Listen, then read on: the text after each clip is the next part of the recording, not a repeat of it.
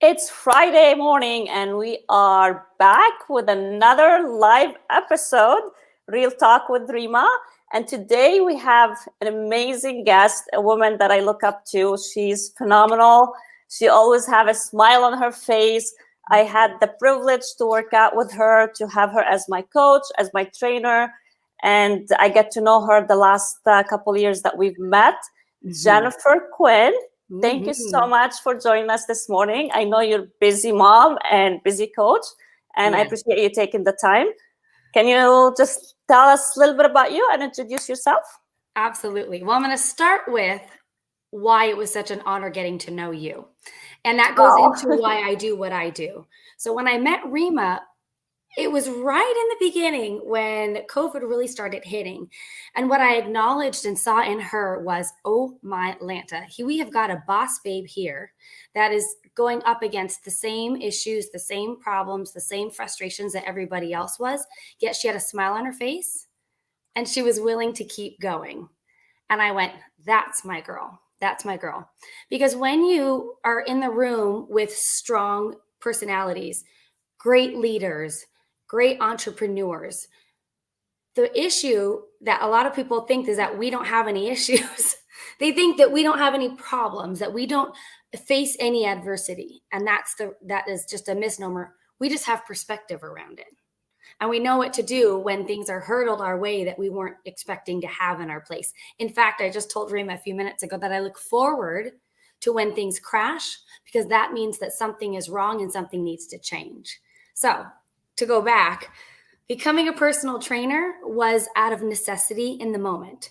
So I was a married woman with two beautiful boys. And during my marriage, I made the decision, it's on my responsibility, that I didn't follow through with what made me happiest in life. I went along with what made him happiest.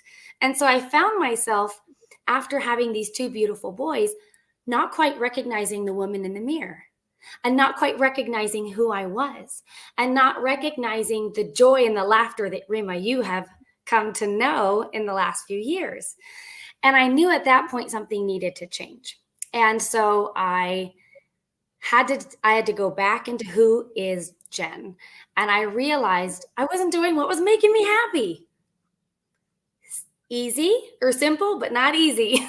And so I had to make some decisions in my life of what am I going to do to make myself the happiest version of Jen, so then I could just be such a wonderful mom. And the discovery to becoming the best mom, I just rediscovered who I was. And I remember making the decision to go back to the gym, and I was a client at this point.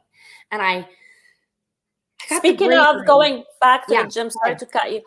Please. I've known you from when you are fit, you are there. Can you take us back a little bit about what made you, first of all, start going to the gym? What made Jennifer becoming a coach? What's the passion behind it? And Absolutely. who shaped you and who you are today? So can you take us a little bit back of why you decided to be a coach? Yes, absolutely. Yes. So I think it's interesting. There's a difference between a personal trainer and a coach, and I will explain that in a little bit. Not a big difference if it's a good personal trainer, but it tends to be a difference. So I remember that day when I knew I needed to return back to Jen. Well, returning back to Jen after doing some deep thought, just some thought processes, some slowing down, I realized I needed to get back into singing, because that's my background I'm a choral educator. And I knew I needed to get back to fitness because I'm an athlete. I grew up as an athlete. I was a swimmer. I had no idea that you sing, Jen. Yeah. That's actually my degree. I have a degree in music education and specifically in choral conducting. So isn't that crazy? So crazy. And so I remember getting the courage. I mean, Rima, I had 2 kids 2 years in a row. I was pregnant for 2 years in a row. Oh, my Lanta. And so to get the bravery to decide to walk into the gym after 2 years of being pregnant. And at this point in time, Rima, there was not education around pregnancy and health. It wasn't readily available. I thought I could have my 2 babies, wait my 6 weeks, and just pop up to the gym. So I Not Got the knowing. bravery. I don't know how I got these two kids in the car at the same time, brought them to the gym, got them into the childcare, was so brave. Rima, I was terrified to get back in that room because at that point in time, Rima, I had not been in the gym probably over 5, 6, 7 years. Oh, wow. And as a gym rat, that's a long time away from the gym, right? But again, I was trying to assimilate with the family I was married into instead of continuing to be my true self, which is 100% my responsibility. So anyway, so I'm sitting in there, I'm sitting in that gym, I'm taking that class, my ass is getting kicked, I'm loving it. And then she's like, everyone on the floor, let's get some abs in. So I drop on the floor, I'm so excited. And she says, get your shoulders off the ground. Rima, my shoulders did not move. Like I was like, ooh, ooh. My abdominals had not been worked, especially after 2 years of pregnancy. And the woman came up and stood over me and said, you need to get your shoulders off the ground. And she embarrassed me in public. She embarrassed me in front of the entire group. And then she said I wasn't working hard enough because I was choosing not to get my shoulders up. And Rima, that lit a fire in me because at that moment I went, no. When a woman is strong enough and brave enough and courageous enough to hop into the gym after 2 babies, she needs support. She needs education. And she needs someone that's, when you walk into her room, into her classroom, says, do you have any injuries that I know about? Have you had any pregnancies? How is your body feeling today? When was the last time you worked out? But at that point in time, there were not coaches and PT people that had empathy, that had education, and then had the ability to teach people how to modify and do corrective exercise so that then one day that woman could get her shoulders off the ground. And you chose that incident in a positive way to change your life to a positive. It had a positive impact. I mean, you have to thank that woman. It's like, thank you for making me realize 100%. that I have to change my life. Where other people, they take it, oh no, I'm not worthy. I'm going to go home and just crawl and never ever step in the gym again. Yes. So yes, this is the mindset that you have, and that's what you make you who you are today. Mm-hmm. Wow. And I mean, I don't think that there's a better moment that when I see a woman walk into the gym terrified and walk out an hour later smiling. I mean, I'm getting chills as I say this. Smiling, confident, knows what her plan is, knows what she needs. We don't all need the fit body in order to feel better. I'm sorry, we don't. But we do need to know how to have that empowerment of how to get there. We need to have the knowledge and the understanding of what it takes to get there, whatever your goals are. And I'm telling you, that is to empower a woman over how she feels and how she feels confident in her skin and where she wants to go is the best gift. Because that was the gift I needed, Rima. That was the gift I needed. And saying that and raising 2 boys, how does that play in your life and in your boys' life? Since you don't have girls, you have boys, and you're all around boys all the time. And your boys are, you just said it, Cooper and Connor. 10 and 12. 10 and 12. Yeah, so they're still young enough and they need their mama. And actually, that's why I went into personal training, Rima, is because it allowed me to choose my schedule and pick up my children and be there for their award ceremony. And I got to choose a schedule that honored me as a mother. And that's actually why I first came into personal training. What does your boys think about mama? Oh, they think I am so strong. They think I'm so strong, and they love wherever we go to find the nearest bar to pull up on, or to do a squat, or to do a lunge, or to show off how physically strong they are. And you know, when you start having these young men start to turn into teenagers, like, we're not cool anymore.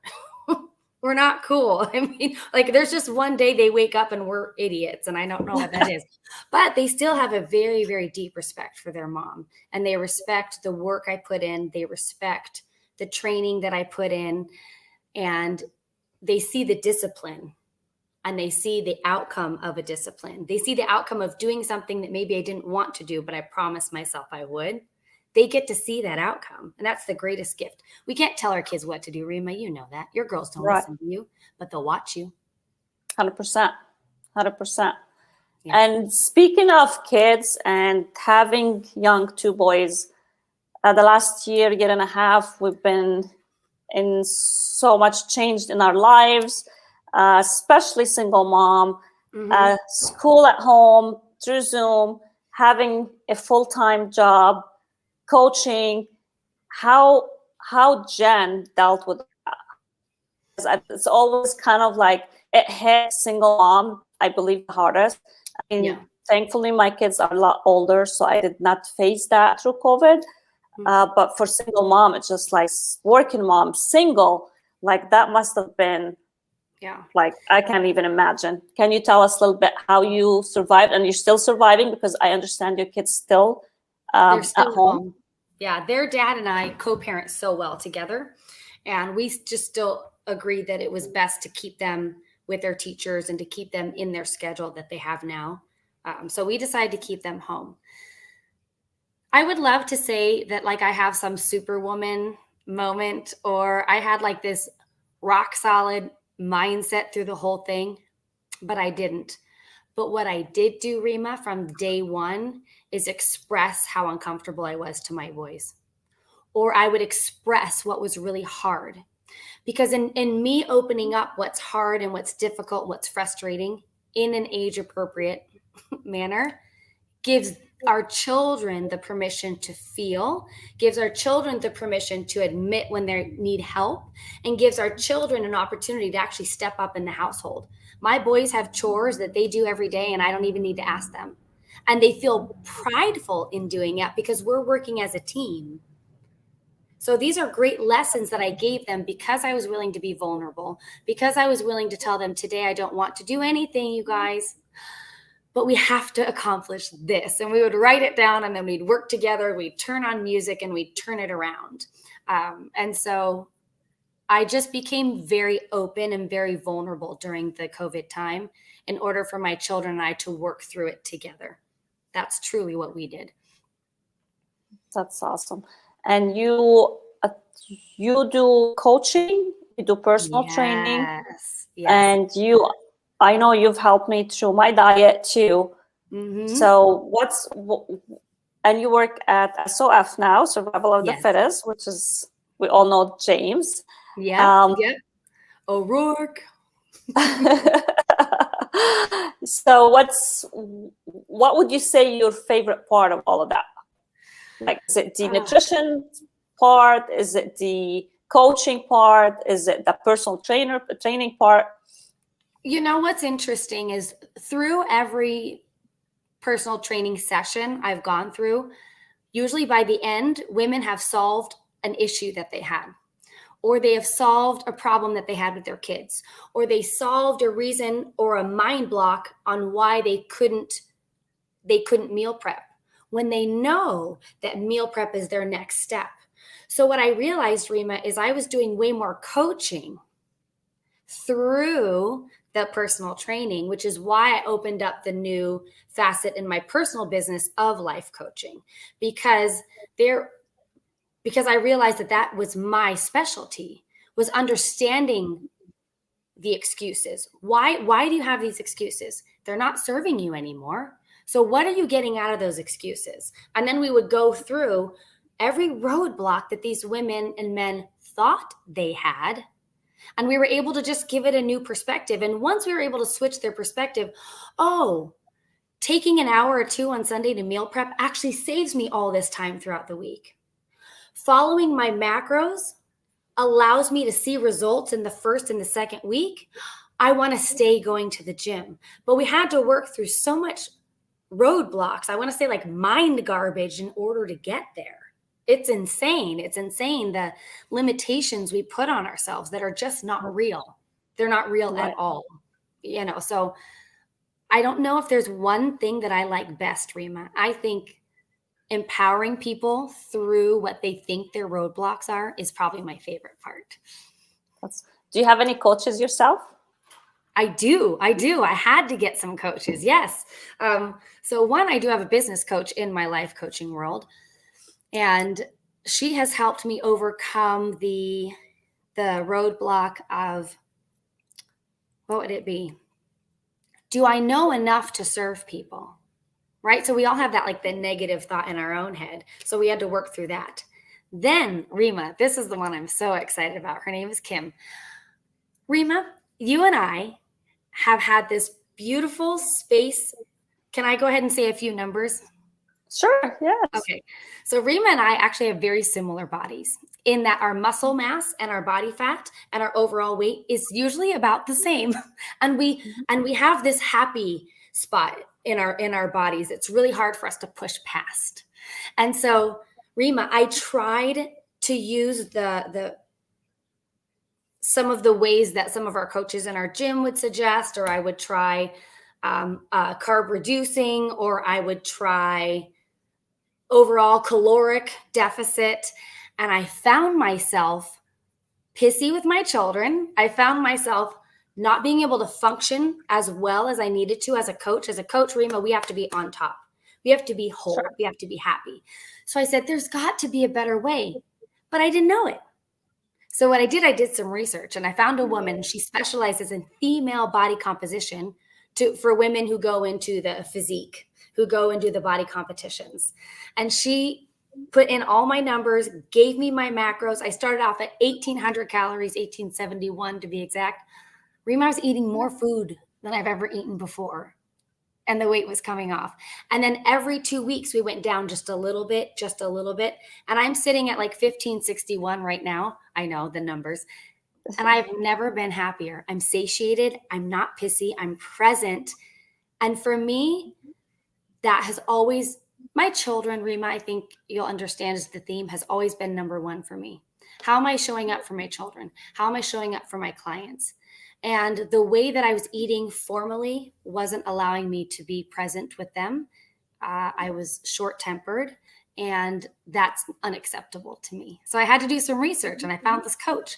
And in 12 weeks, body fat down to 17%. And I was like, oh, I can do it. And I can do it, and I'm healthy. But guess what's even better, Rima? Now that I did it, now I know how to coach it. Right. And the reason go ahead. And the reason I asked that, like, people, they see you, you coach other people, you know how to eat, you know how to train people, and they think that you don't, and you're still stuck, and we still need help. Like every one of us, they need that someone that's going to push us to another level. And when we get to that level, it's like, what's next? What can I do more? How can I do it better? So that's what I was getting into, because, like, you know it, you do it for other people, and you still need that guidance, that coach that you mentioned to take you to the next level, which I feel like all successful people, they have coaches, and some people, they don't just get that. If we can be brave and courageous enough to ask for coaches in the areas of our life that we're not thriving in, you're just going to get your results like 50% in 50% less time. You're going to get your results more efficiently. And Rima, especially as women, again, I always tend to bring it back to women because I guess I am a woman. We are taking care of the world. We have husbands, we have children, we have households, we have careers. And then a lot of us women in our careers are also mentoring other people. Rima, I needed someone in my corner. I needed to hire someone to say, Jen, I've got you. I needed someone to support and to coach me. I needed that in order for me to be better for the people around me. So what Jen does for fun other than working out and taking care of people? What do I do for fun? Oh, you're going to, you'll laugh, but I'll say hiking. Like, I love adventure. I like going new places. I really like fancy restaurants, to be honest. I love dressing up. I mean, in fact, like, I know I'm in my house, but I had to put on like my nice heels because I just love to dress up. I do. That's so awesome. For fun, I like adventure. I like going to new places, getting new perspectives. Do you read books? I love to read books. I love to read books. Yes. What's your favorite book? Oh, well, I'm trying to get out of the Oh, you have it right. But this is what I'm reading right now, but this is for you guys. What I read for myself, because we all need an escape, is definitely Stephen King is one of my favorites. I like Stephen King because he allows us to really get to know characters and fall in love with them and feel them and be with them. And then he does this dark twist that just freaks me out every time. So it excites me. So I love Stephen King. And how do you find time for all of this? Like, what's your schedule like? Oh, honey, I'll be honest. This word of balance, if you're chasing balance, I think you're going to be chasing your tail, to be quite honest. I am so determined every day. I need like 5 extra hours to accomplish what I want. So I do priorities. I have my top 3 priorities every single day, and I get those done.